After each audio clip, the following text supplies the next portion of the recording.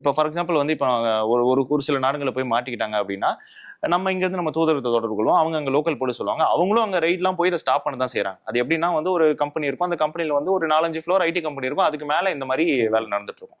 So இதுல என்னன்னா இவங்க போகும்போது டூரிஸ்ட் விசால போறாங்க. போயிட்டு அங்க போயிட்டு மாட்டிக்கிறாங்க. மாட்டிக்கிட்டதுக்கு அப்புறம் என்ன பண்றாங்க சில பேர் இங்க நான் சொல்றது வந்து ஃப்ரீ டிக்கெட் போட்டு கூட்டிட்டு போறது ஒரு ஒரு வகை. இன்னொரு வகை அப்படின்னா இங்க காசை கொடுத்துட்டு இங்க ஒரு 2 லட்சம் கொடுத்துறாங்க. கொடுத்துட்டு அங்க போறாங்க. அந்த 2 லட்சத்தை திருப்பி எடுக்கணும்னா அங்க ஒரு வருஷம் வேலை பார்த்தா தானே முடியும். அதனால வேலை பார்க்க ஆரம்பிச்சிடறாங்க. அவங்களுக்கு தெரியுது இது வந்து ஸ்கேம் ஒர்க் அப்படின்னு சொல்லிட்டு அங்க மாட்டிக்கிறாங்க.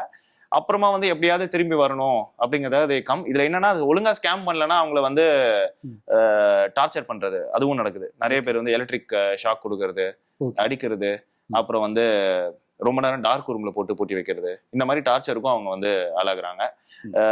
போயிட்டு வந்ததுக்கு அப்புறம் பாத்தீங்கன்னா பேசிக்கலி இவங்க எல்லாருமே அந்த சைபர் ஸ்கேம் ஒர்க்ல தான் வந்து ஈடுபட்டு வராங்க. சோ அங்க வந்து there basically kept as a cyber slave தான்.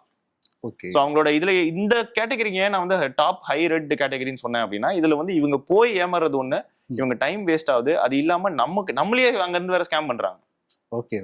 இது வந்து ஒரு டியூவல் சைடு, 2 சைடுமே நமக்கு வந்து அடி விழுது. அவங்க போயிட்டு ஒரு 1 இயர் கழிச்சு மோஸ்ட்லி ரிட்டர்ன் ஆயிட்டு தான் இருக்காங்க. நிறைய பேர் நாங்களே நிறைய பேர் வந்து காப்பாத்தி கூட்டு வந்திருக்கோம். இங்க வந்ததுக்கு அப்புறம் பாத்தீங்கன்னா அவங்களுக்கு வந்து அந்த 1 இயர் வேஸ்ட் ஆயிடுது. இதுல போறவங்க எல்லாம் படிச்சவங்க. அது வந்து ஒரு வகையில இன்னும் வந்து ரொம்ப ஒரு நீங்க சொன்னது பாத்தீங்கன்னா ஆன்சைட் வேலைன்னு சொல்லிட்டு போய் ஏமாந்து.